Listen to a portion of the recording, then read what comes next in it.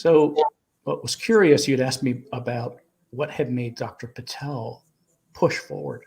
Yeah, 20 minutes. Well, the second day coming out of coma, this beautiful little Indian woman, who I now know as Dr. Patel, we're good friends, comes to my bedside and she pulls up a chair. I have no idea who she is. And she sits down. She realized that my arms were paralyzed. So she puts her hands on mine. And she said, Rob, I can't tell you how happy I am, to see you alive. And I'm like, well, who are you?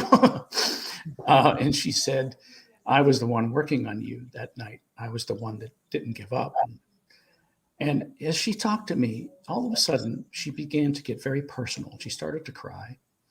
And she said, my father and I were very, very close. We almost had telepathy. He helped me through medical school. And when I was pregnant with my first child, my father, that's all he lived for, to see my boy's face.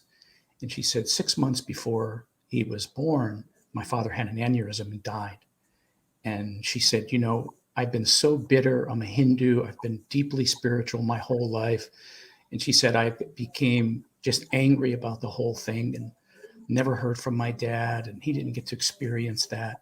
And she said, but seeing you here today alive, maybe, just maybe, there's something out there, because there's no reason that you should be here.